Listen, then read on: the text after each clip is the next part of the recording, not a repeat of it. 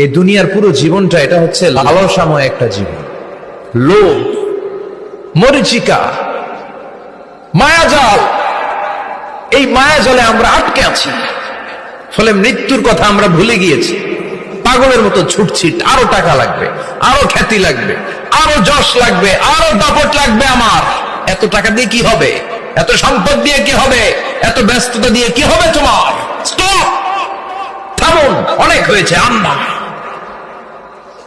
থামুন, take a rest and think about death.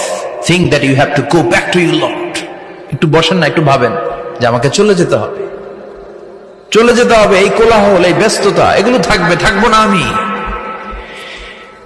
সাইয়েদনা Omar Faruk বলেছেন, মুতু ক্বাবলা আন তামুতু, মরার আগে একবার মরো।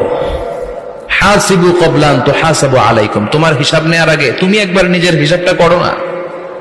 কাগজ বের করে একটু লিখো না কি কি ভালো কাজ করছিলা, যেগুলো দিয়ে নাজাতের ওয়াসিলা হতে পারে। 1 2 3, আর কি কি আকাম কুকাম করছো দেখো না।